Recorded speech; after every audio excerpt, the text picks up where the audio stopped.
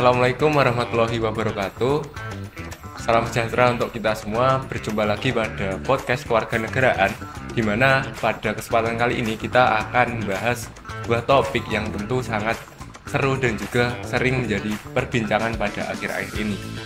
Pada hari ini, sebelumnya perkenalkan, saya Raul Alvar Prasetyo dari Hima PKNH tahun 2023 yang akan memandu dan juga membersamai dari narasumber kita pada hari ini.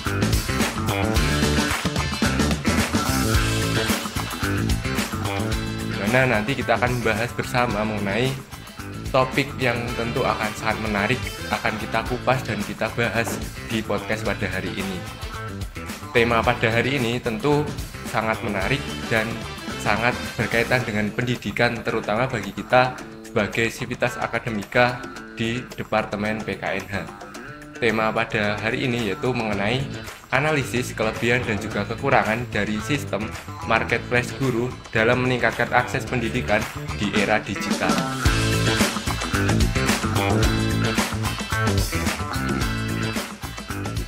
Dimana tentu teman-teman semua sudah sering mendengar berita mengenai sistem marketplace yang dicanangkan oleh Kementerian Pendidikan, dimana tentu terjadi banyak pro kontra dan juga banyak sekali hal yang membahas dan juga perlu kita kaji bersama pada kesempatan kali ini. Nah, pada hari ini tentu saya tidak sendirian, tapi saya dibersamai oleh narasumber yaitu Bapak Dian Satria Karismana selaku dosen dari Departemen PKNH Fisikol UNY.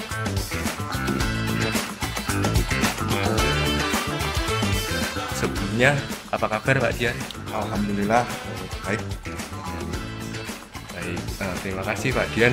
Dan Pak Dian sendiri merupakan salah satu dosen dari Departemen PKNH yang sangat expert dan juga tentu sangat memahami mengenai pendidikan di Indonesia, karena Pak Dian sendiri juga lulusan atau alumni dari Departemen PKNH dan sekarang juga masih menempuh pendidikan S3, sehingga nanti tentu teman-teman bakal mendapat banyak ilmu, banyak wawasan dari Pak Dian mengenai tema yang akan kita bahas pada kesempatan kali ini. Tentu teman-teman semua tidak asing ya dengan istilah marketplace. Mungkin teman-teman pernah melihat di berbagai platform seperti Shopee, kemudian berbagai platform jual beli online.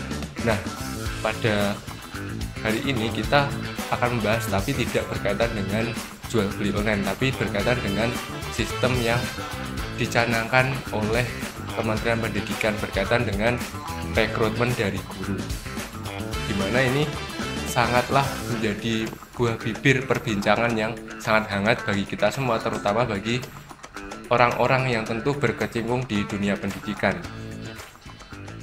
Sebelumnya, terkait marketplace itu merupakan sebuah wadah yang dipergunakan untuk memudahkan guru dalam sistem rekrutmen, baik dalam untuk mendapatkan guru ataupun juga guru dalam mencari informasi dan juga lowongan pekerjaan. Nah, itu merupakan sedikit pengertian dari apa itu marketplace. Nah, selanjutnya mungkin kita ingin lebih tahu ataupun kita ingin mendengar pendapat dari Bapak Dian mengenai apa sih itu marketplace dan bagaimana sih implikasinya bagi sistem pendidikan di Indonesia. Mungkin dari Pak Dian sedikit bisa memberikan gambaran mengenai apa sih sistem marketplace guru yang dicanangkan oleh Kementerian Pendidikan itu. Oke, baik. Sebelumnya terima kasih pada teman-teman podcast Kewarganegaraan ya. Ini sudah mengundang saya gitu. Jadi kalau istilah yang bahasa sekarang kan lulu nggak bahaya tak. Saya kira enggak ya, ini karena untuk ilmu dan apalagi mahasiswa pendidikan kewarganegaraan ini kan memang dipersiapkan untuk jadi guru ya. Jadi nanti memang barangkali terkena efeknya juga ya, baik yang direct atau indirect itu dari marketplace. Marketplace ini kan sebetulnya karena apa ya? Karena ketidakberesan administrasi ya, yang itu memang sebetulnya masalah klasik. Dari dulu mungkin orang tua juga, saya itu seorang guru gitu, jadi saya sedikit banyak tahu. Lalu sebelum saya beralih profesi juga saya dulunya juga jadi seorang guru, jadi sedikit banyak memang untuk administrasi itu memang ya masih banyak hal yang perlu diperbaiki.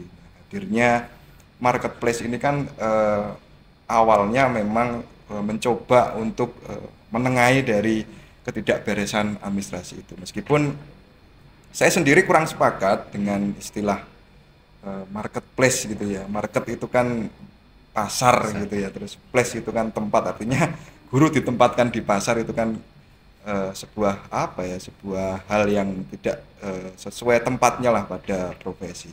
Meskipun pada praktiknya sebetulnya niatan ini sangat bagus ya, bahwa mungkin karena sebelum-sebelumnya terutama untuk guru honorer begitu kan sistem perekrutannya kan juga nggak begitu jelas gitu. Nah, satunya misalnya dulu pernah PPL ya dulu namanya, atau PK di sana. Nah, nanti biasanya itu akan dihubungi untuk mengisi kekosongan guru yang ada di sekolah itu. Nah, kebijakan ini sebetulnya arahnya juga mencoba untuk mendigitalisasi dari sistem rekrutmen itu ya, meskipun ya semua kebijakan kan pasti ada kekurangan dan kelebihannya. Tentu saja kalau kekurangannya ya mungkin berkaitan dengan penamaan itu. Tapi kalau kelebihannya saya pikir semua siapapun yang berkepentingan di situ, terutama yang membutuhkan kompetensi keguruan yang nanti akan mengabdi di mana, itu saya kira juga akan ada manfaatnya juga. Mungkin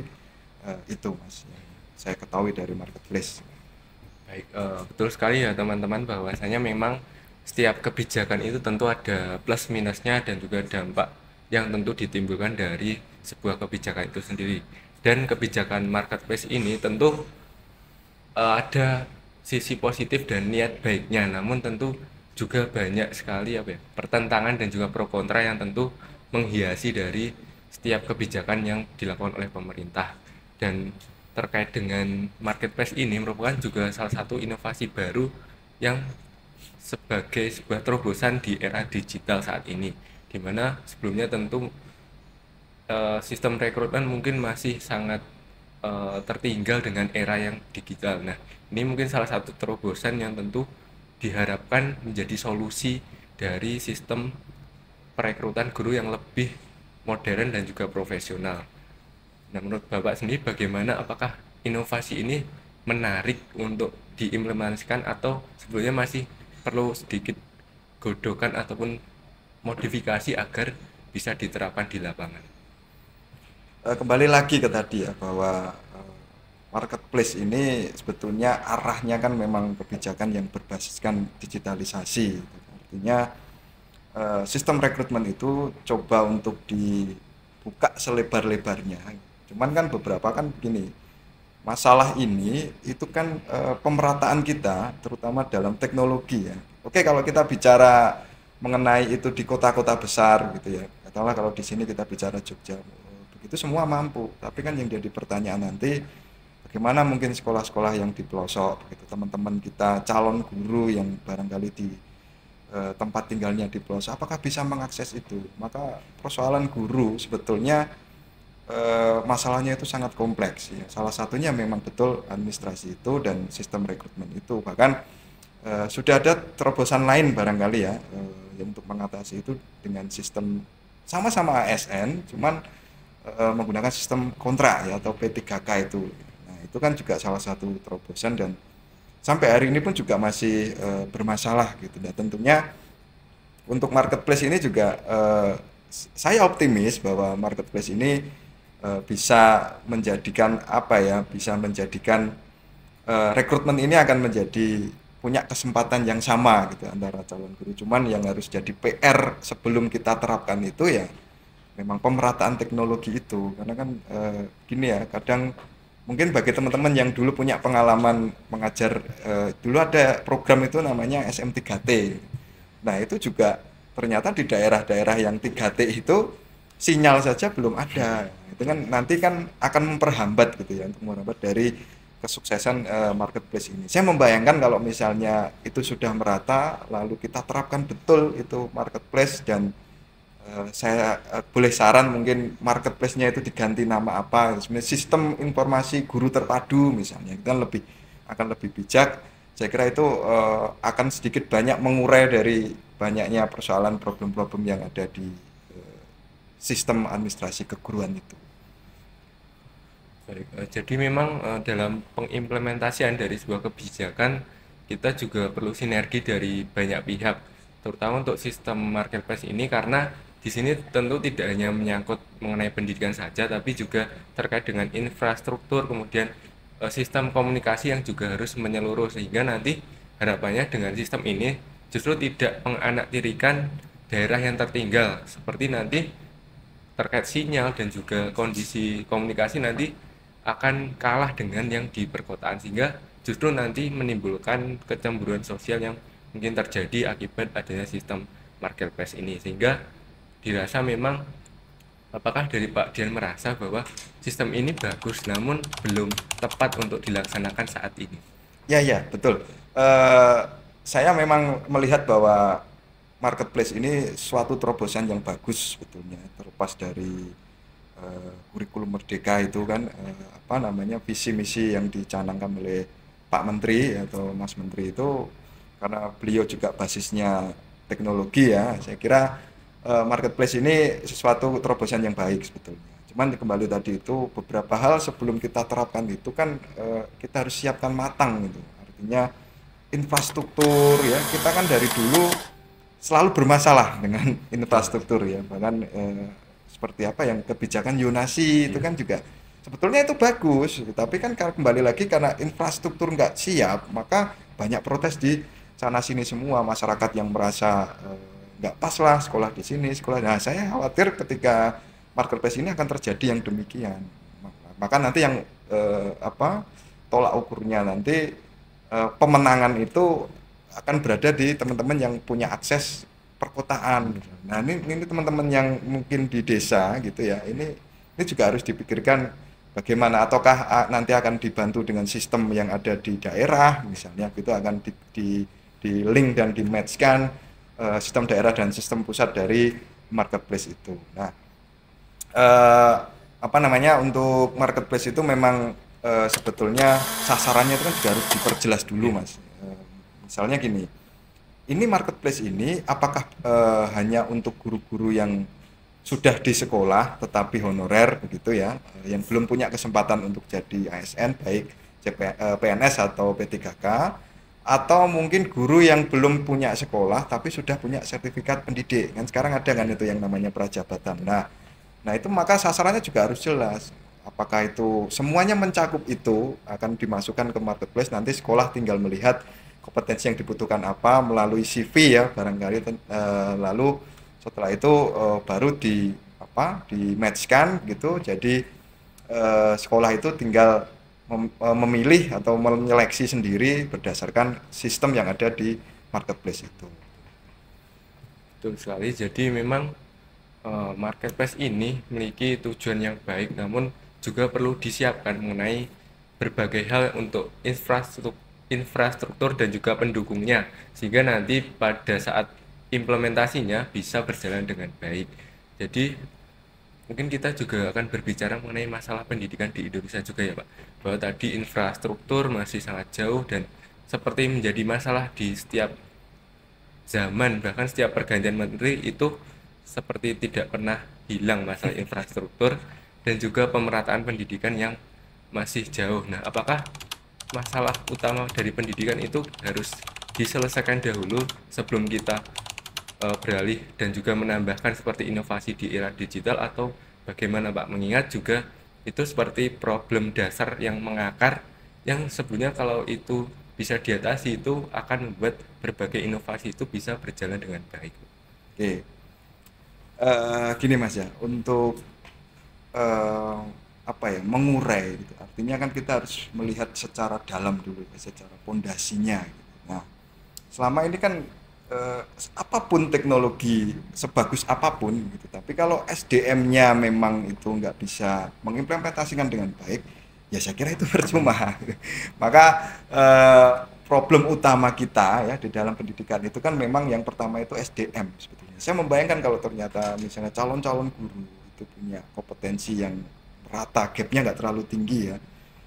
Misalnya lulusan PKNH UNY begitu dengan lulusan PKNH yang mungkin di Universitas Cendana sana gitu, artinya kompetensinya ini sama-sama bagusnya. Kita kan mengenal yang namanya guru itu kan harus punya 4 kompetensi itu kan, ada pedagogik dan macam-macamnya itu. Saya kira kalau SDM-nya ini baik, mau dengan sistem apapun, ya baik sistem manual, sistem teknologi berbasis digital dengan marketplace ini, saya kira itu tidak akan jadi masalah kalau misalnya mau memang menerapkan marketplace ini. Ini kan juga masih menjadi pro dan kontra ya, dan masih menjadi wacana juga, termasuk kan permasalahan yang ada di kurikulum Merdeka. Dan kita ketahui kan biasanya ya nggak semua ya, tapi biasanya kan setiap pergantian rezim begitu ya, pergantian menteri itu kan pada ganti kurikulum juga. Sementara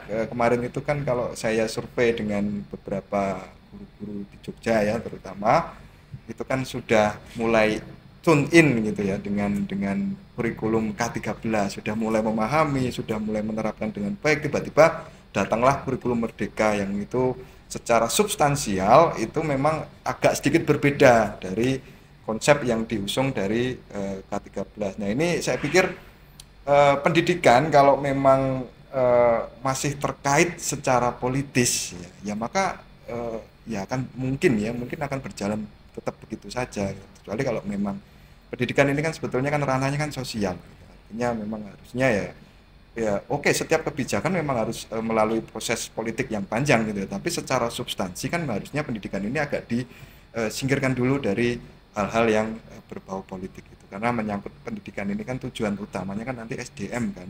SDM ini kan kalau SDM semua beres, saya pikir semua sektor juga akan beres kok, seperti itu, apalagi guru ujung tombak gitu kan.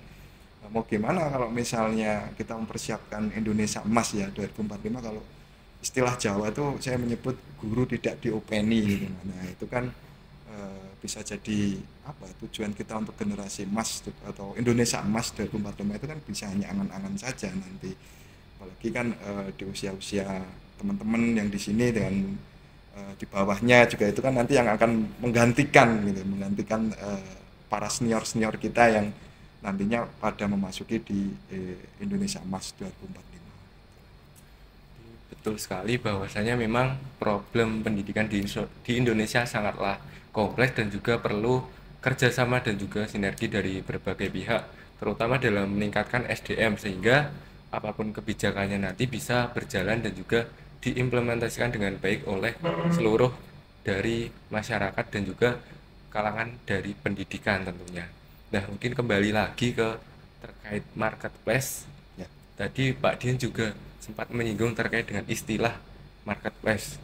Nah ini kan tentu juga menjadi pro kontra di masyarakat ini terkait dengan penamaannya. Nah ini tadi Pak Dian juga menyebut mungkin ada sedikit perubahan itu agar mungkin lebih pantas atau lebih baiklah dari penamaan selain marketplace. Nah dari Pak Dian sendiri menanggapinya bagaimana Pak terkait dengan istilah marketplace ini terkait juga dengan profesi guru, karena banyak yang mengibaratkan ini seperti check out di Shopee, seperti beli barang. Jadi apakah ini menghargai profesi guru, karena guru kan juga profesi bukan ibarat barang gitu Pak. Ya menarik ya memang kita bicara marketplace ini. Ya saya membayangkan masa iya gitu seorang guru gitu ya yang ya istilah guru itu kan pahlawan tanpa tanda jasa gitu, lalu ya bahkan ada istilah yang ekstrim yang mengatakan nggak bakal ada seorang presiden kalau tidak ada guru. Nah, ini artinya posisi guru kan dalam mungkin ya kalau di status sosial di masyarakat ini kan biasanya akan menjadi orang yang ditiru begitu ya. Nah kalau misalnya itu di istilah marketplace apa ya diperdagangkan gitu, itu kok kesannya kurang etis gitu ya. Ya meskipun konsepnya bagus untuk membuka peluang sebesar-besarnya, tetapi kan sekali lagi apalagi ini ya karena Indonesia itu kan mayoritas orang Jawa ya. Orang Jawa itu kan suka dengan simbol-simbol. Nah, artinya penamaan itu juga penting ya, bahwa kalau penamaannya mungkin bisa memanusiakan guru itu sendiri kan artinya kita akan gegap gempita menyambut marketplace itu secara baik begitu. Nah, mungkin kan bisa diganti ya, bukan marketplace ya, artinya apa ya? Mungkin tadi saya sempat bilang bahwa mungkin sistem informasi terpadu guru misalnya. Di situ nanti dalamnya kan sama, isinya juga tentang marketplace gitu. Tapi yang pikiran juga gini nanti, marketplace ini apakah hanya tersedia langsung dari pusat gitu, atau tiap daerah itu ada gitu. Nah, kalau tiap daerah ada itu kan berarti harus ada komunikasi antara daerah dan pusat, atau mungkin jadi bagi kampus-kampus LPTK yang notabene dia pencetak calon guru ya, dan juga pencetak guru yang profesional melalui PPG itu apakah nanti dikolaborasikan atau bagaimana? Saya pikir kan itu juga suatu hal yang perlu kita lihat nanti tentang marketplace ini. Ya, ya betul. Saya sangat setuju kalau misalnya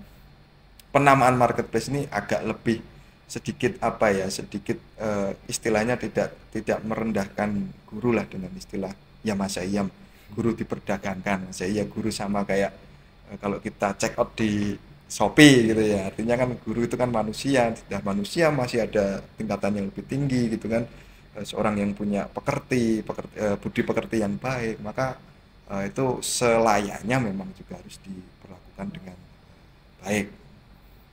Baik, jadi memang istilah itu sangat penting dan juga penamaan menjadi apa, simbol dari sebuah kebijakan, sehingga juga istilah marketplace menjadi pro kontra itu karena memang ya menjadi perdebatan lah. Istilah marketplace dianggap tidak menghargai profesi guru yang tentu sangat luar biasa, pahlawan tanda jasa, dan juga memiliki dampak yang besar bagi sebuah pertumbuhan bangsa. Jadi tadi juga berkaitan dengan marketplace ini kan istilah dari teknologi digital dan juga terkait dengan jual beli. Nah, ini berkaitan dengan pencetus dan juga menteri yang sekarang menjabat, yaitu Bapak Nadiem Makarim, yang banyak sekali yang pro maupun kontra, karena Bapak Nadiem sendiri kan latar belakangnya bukan dari pendidikan, dari startup, dari founder dari Tokopedia. Tentu dianggap beberapa orang ini kurang memahami dari sistem dan juga kondisi lapangan pendidikan di Indonesia, sehingga mungkin membuat semakin liar spekulasinya, dan juga istilah marketplace ini bisa jadi diadopsi dari teknologi ataupun startup yang beliau geluti sebelumnya. Nah, ini apakah juga menjadi semakin membuat pro kontra dalam masyarakat, karena juga sebelum ada isu marketplace ini banyak sekali yang juga mempertanyakan dengan penunjukan Bapak Nadiem ini. Seperti itu Pak, mungkin dari Bapak ada sedikit perspektif terkait dengan latar belakang dari Menteri Pendidikan Indonesia saat ini, seperti itu Pak. Iya ya, dulu saya mengikuti ya ketika penunjukan menteri yang sekarang ya, Mas Menteri itu jadi Menteri Pendidikan. Memang banyak, nggak sedikit juga orang itu yang menjadi skeptis gitu ya, artinya apa iya ini orang bukan, oke kalau secara pendidikan beliau bagus ya, dengan pendidikan dari lulusan luar negeri juga gitu, tapi kan pendidikan sekali lagi, pendidikan luar dengan pendidikan yang ada di Indonesia itu kan berbeda. Makanya budaya itu kan selalu nempel dengan pendidikan, maka itu nggak bisa terpisahkan. Terkait dengan banyak yang skeptis tadi ya, memang kalau saya bilang apa namanya, dikasih pertanyaan gitu, lebih oke mana kalau misalnya menteri itu dari orang yang memang berlatar pendidikan, atau yang memang misalnya pendidikannya bagus tetapi tidak berlatar pendidikan. Kalau ada pilihan seperti itu ya pasti sebaiknya memang berlatar pendidikan yang jelas gitu. Artinya mungkin menteri itu pernah merasakan jadi guru gitu, atau mungkin menteri juga pernah merasakan jadi dosen gitu. Jadi akar masalah yang di bawah gitu ya, masalah guru itu jadi benar-benar tahu. Bahkan mungkin sebelum jadi guru dari kalau dosen ya misalnya, akar masalah dari pencetak gurunya itu juga mengetahui. Maka nanti dalam membuat kebijakan itu jadi terarah gitu. Meskipun juga saya yakin di pusat sana Mas Menteri itu juga pasti punya staf gitu ya. Stafnya juga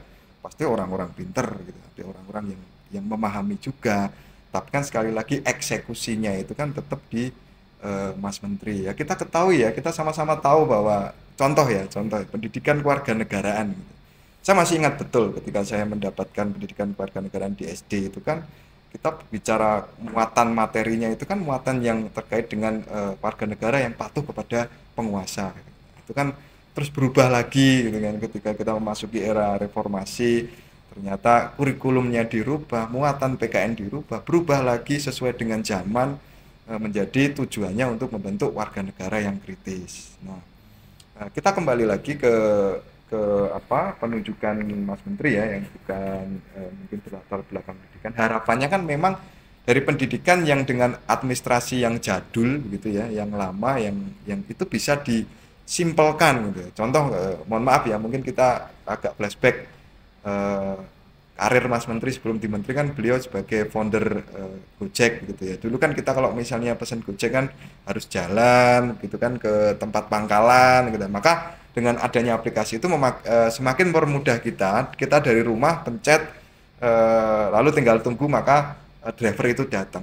Nah, harapan orang-orang yang optimis yang dulu ketika penunjukan Menteri juga pengennya begitu. Artinya keribetan administrasi itu bisa dipangkas gitu ya. Di guru itu eh, memang betul-betul fokus mengajar dan fokus meningkatkan kompetensi dengan dibantu oleh digital. Tapi itu nggak berhenti di situ ternyata masalahnya.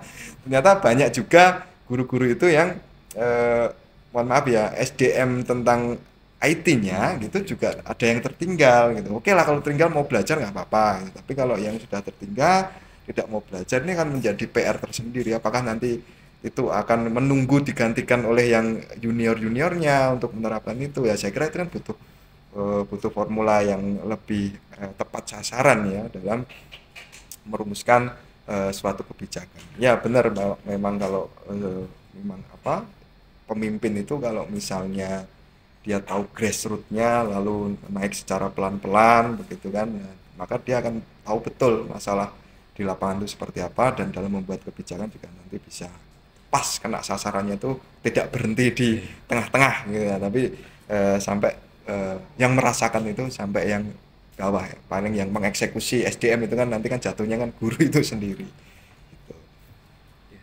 Jadi memang terkait marketplace ini kembali lagi juga masih menjadi pro kontra dan sekarang juga berkaitan dengan yang Bapak Dian sampaikan tadi bahwa hampir setiap pergantian menteri berganti pula sistem dan juga kurikulum.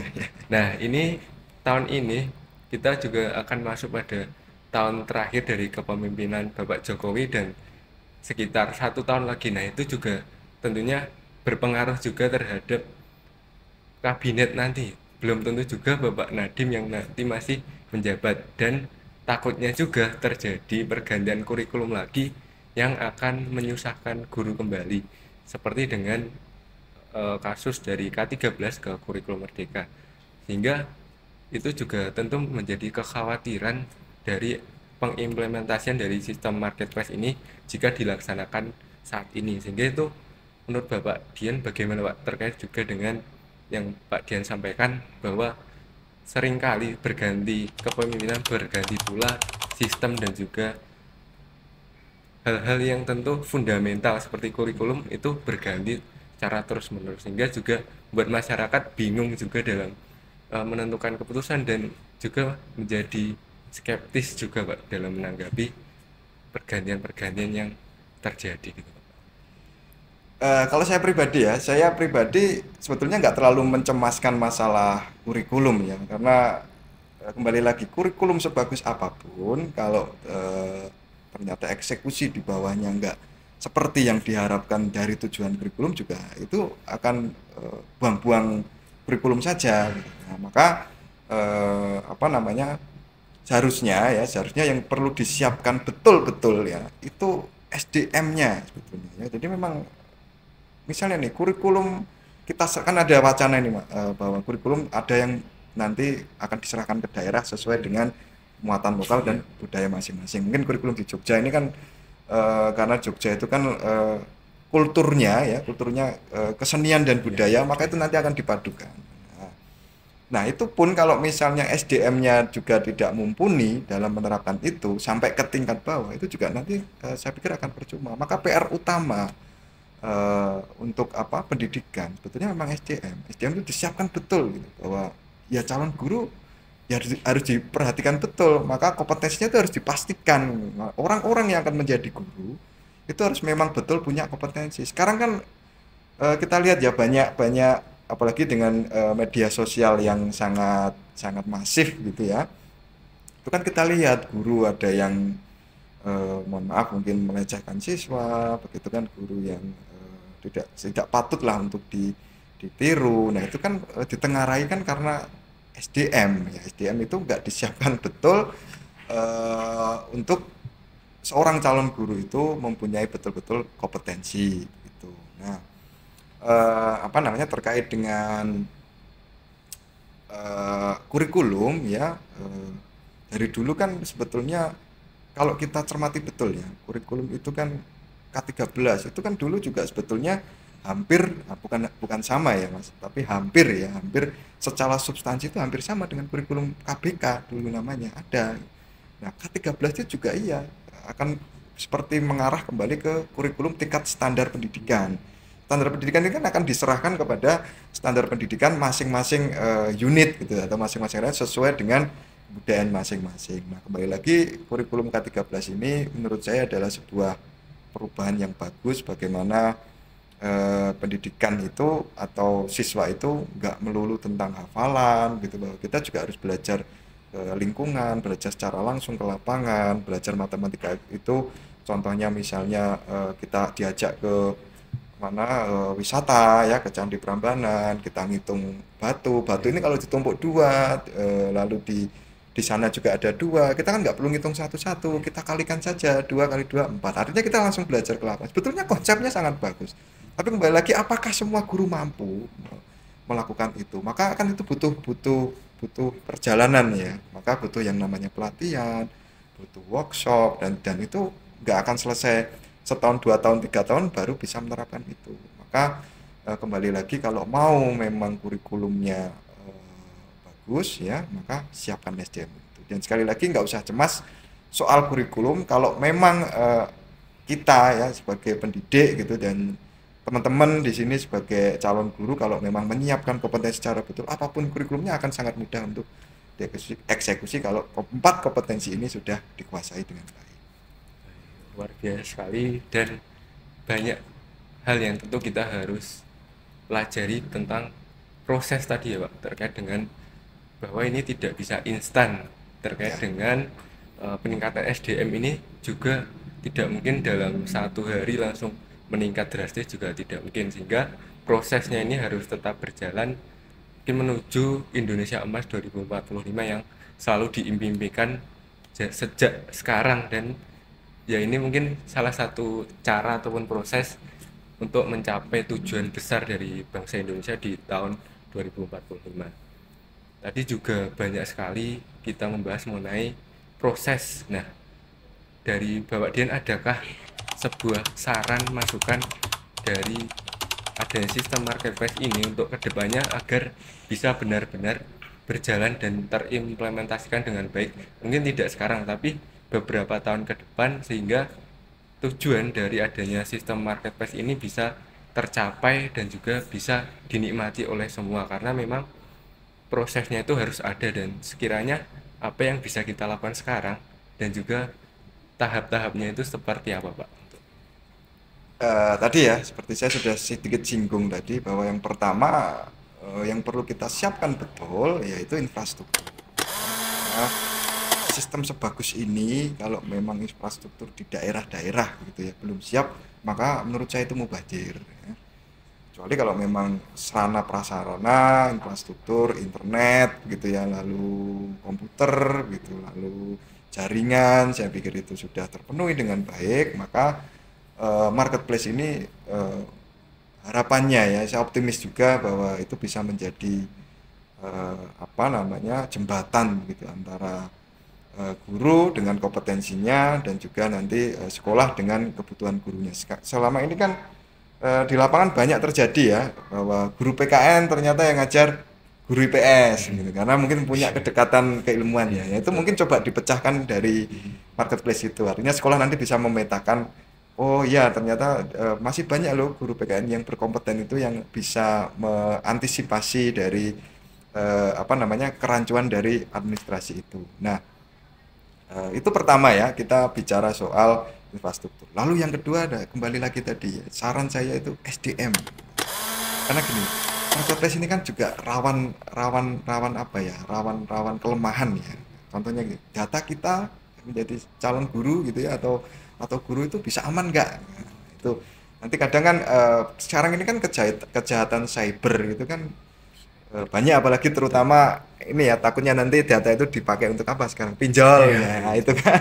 Nah, ini kan juga hal yang penting Iya. juga, maka keamanan cyber itu sekali lagi menyangkut dengan SDM itu bisa dipastikan berintegritas nggak itu yang ngurusi sistem itu.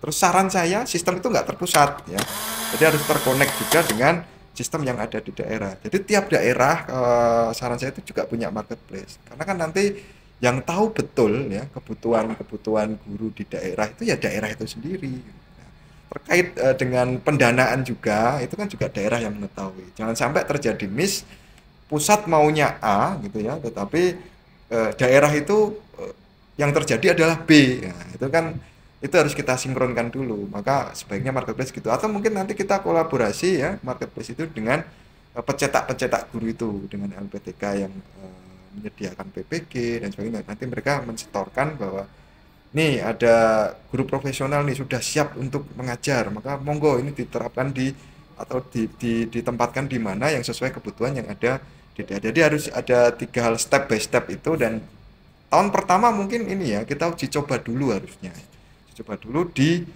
daerah yang secara fasilitas dan secara infrastruktur itu mumpuni dulu. Mungkin di mana, di Jakarta gitu atau Jogja. Sekiranya kalau itu sukses nanti akan menjadi percontohan. Maka nanti daerah-daerah yang lain akan dengan mudah gitu ya bisa studi banding gitu atau mencontoh penerapan dari marketplace itu. Mungkin akan kita bisa nikmati secara masif gitu, mungkin ya betul ya 3-4 tahun lah itu bisa kita rasakan betul kehadiran marketplace itu sangat membantu teman-teman perjuangan kita ya, guru itu yang memperjuangkan kompetensinya untuk diterapkan dalam sekolah dan masyarakat itu. Baik, luar biasa sekali saran dan juga masukan Pak Dian mengenai sistem marketplace ini yang tentu harapannya bisa terrealisasikan dan juga terimplementasikan di beberapa tahun ke depan, sehingga nanti harapannya sistem ini bisa berjalan dan dinikmati oleh semua. Nah, selanjutnya mungkin di sini saya juga sebagai mahasiswa dan sebagai generasi muda tentu ingin tahu dan juga ingin memahami apa saja sih yang harus kita siapkan sebagai mahasiswa untuk menghadapi tantangan di era pendidikan kedepannya. Karena saya sendiri juga dan juga teman-teman ini mungkin kebanyakan dari jurusan pendidikan, dengan adanya tantangan era digital, sistem marketplace dan sebagainya, tentu banyak hal yang harus kita siapkan. Dari Pak Dian sendiri mungkin ada saran, masukan atau tips and trick yang bisa kita lakukan dari sekarang dan juga yang akan kita persiapkan juga di masa depan. Sedikit saya ralat ya. Oke, benar. Teman-teman semua di sini itu kan mahasiswa, tetapi kan Anda harus tahu bahwa mahasiswa di sini kan konteksnya Anda disiapkan untuk menjadi calon pendidik. Nah, saya kira semua komponen-komponen yang dibutuhkan di dalam nanti ketika menjadi seorang guru itu harus diperhatikan betul. Nah, tipsnya ya, maka sekarang ini kan generasi Anda, bahkan nanti mungkin ke depan akan menghadapi yang namanya generasi alpha ya. Munculnya kecerdasan buatan itu juga sebetulnya menjadi tantangan sekaligus hambatan juga gitu ya. Tantangannya kalau memang itu bisa kita manfaatkan dengan baik ya, itu akan mempermudah guru dalam mengembangkan karir dan kompetensinya. Nah, maka tipsnya mahasiswa harus melek teknologi. Ya jangan katrok-katrok amat gitu ya. Apalagi kan sekarang semua akses itu kan mudah. Beda dengan zaman orang tua kita mungkin ya. Dulu kan kalau misalnya mau cari buku itu kan harus ke perpustakaan. Nah, kalau sekarang kan kita cari buku kan tinggal klik ya, itu akan ketemu. Maka jangan gaptek, terus kuasai betul itu teknologi, dan jangan sampai Anda dikuasai oleh teknologi, tapi manusia yang menguasai teknologi. Manusia itu kan buatan atau ciptaan Tuhan gitu kan. Teknologi itu buatan manusia. Maka kita harus kendalikan itu. Jangan sampai kalau misalnya teknologi itu menguasai manusia, maka kekhawatiran yang kita rasakan itu nanti betul manusia akan tergantikan oleh teknologi. Itu pertama. Yang kedua adalah yang perlu dijadikan landasan gitu adalah masalah integritas. Guru itu kan nanti ya harapannya kan mungkin banyak ya teman-teman yang akan jadi guru, nanti integritas itu kan harus dipegang betul. Maka paling dasar integritas itu adalah kejujuran. Maka dari itu yang namanya seorang guru wajib untuk mempunyai integritas kejujuran itu tadi. Jangan sampai guru itu bersikap yang tidak jujur. Maka kejujuran nanti itu akan membuka hal-hal lain yang tidak baik. Maka manusia pada dasarnya itu memang sudah harus jujur. Seperti KPK itu kan bilang ya bahwa jujur itu baik atau jujur itu berani ya. Menurut saya itu agak gimana ya istilah itu kurang pas. Jujur itu kan sudah memang melekat pada manusia gitu. Coba Anda misalnya kita lihat analogi ya seorang bayi. Seorang bayi itu ada nggak yang nggak jujur? Pasti kan dia jujur, dia lapar dia akan nangis ya. Maka sifat jujur itu sifat yang paling dasar melekat di manusia. Maka Anda sebagai mahasiswa harus menjadi motor ya, menjadi motor atau menjadi menjadi pionir dari kejujuran itu lagi. Nanti kalau misalnya jujur gitu, maka semua karakter-karakter yang lainnya itu akan mengikuti dengan baik. Lalu yang ketiga, yang terakhir ya, itu saya selalu pesan kepada mahasiswa bahwa Anda harus bekerja keras. Sekarang ini kan saya mungkin sering ya di kelas-kelas itu bilang bahwa generasi Anda itu adalah generasi yang dikit-dikit mental health gitu ya. Jadi memang ya karena kita hidup di zaman instan gitu. Dulu kan kita kalau misalnya mau mandi saja itu kan kita harus nimba. Sekarang kan tinggal kita cetek, maka kita tinggal mandi. Maka itu akan merubah mindset juga. Jadinya petarung ya, mahasiswa yang petarung sekarang itu jumlahnya nggak sebanyak dulu. Makanya pesan saya memang ya Anda harus bekerja keras gitu. apapun step by stepnya itu Anda laksanakan untuk bekerja keras. Nanti jadi apapun ya, mau jadi guru ya, karena di sini calon pendidik gitu ya, calon guru, atau mungkin jadi dosen begitu nantinya kalau misalnya punya kesempatan S2, atau jadi peneliti begitu, atau jadi bahkan mungkin jadi politisi ya. Dan saya kira kan anak-anak PKN ini kan banyak sekali nih yang tertarik di bidang politik. Nah, integritas itu masih nempel ketika dulu menjadi mahasiswa. Meskipun lalu yang selanjutnya, tips yang selanjutnya adalah mahasiswa itu harus punya ideologi. Ini kan yang sekarang saya lihat ini kan mulai agak melemah ini. Nah, maka orang hidup itu kan harus punya ideologi toh Mas, bahwa ideologi itu apa? Cara berpikir kita dalam menuju tujuan itu lewat ideologi itu. Maka pertahankanlah ideologi. Maka saya sering katakan kemewahan mahasiswa yang nggak dimiliki banyak orang itu adalah ideologi itu tadi. Jadi maka pertahankan itu ideologi kalau memang sudah punya. Dan bagi teman-teman mahasiswa yang masih ngambang begitu ya ideologi ya, Anda mantapkan itu.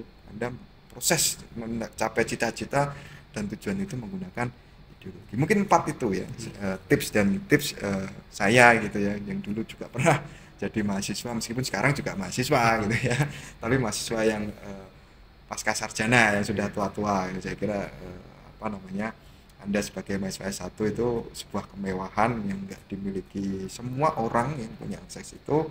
Maka 4 hal itu kalau bisa diterapkan dengan baik ya bisa dibawa terus sampai nanti setelah Anda selesai menjadi mahasiswa. Saya kira saya sangat optimis bahwa nanti yang mengisi generasi-generasi setelah saya begitu ya, atau generasi setelah di atas saya itu akan semakin baik begitu. Nah, itu tadi pesan dan juga banyak sekali harapan dari Pak Dian. Sebagai mahasiswa, kita semua tentu punya peran besar bagi kemajuan bangsa dan negara kita nanti, sehingga semoga apa yang disampaikan Pak Dian tentu bisa kita implementasikan di kehidupan sehari-hari. Dan juga kita tadi sudah membahas banyak sekali hal, banyak sekali perspektif. Sekarang kita masuk pada penghujung podcast, di mana sebelum itu dari Pak Dian ada closing statement mengenai tema kita pada hari ini. Mungkin ada 1 kalimat atau 2 kalimat yang bisa disampaikan sebagai closing statement pada hari ini. Coba. Gini ya, gini kan kita karena bicara soal pendidikan ya.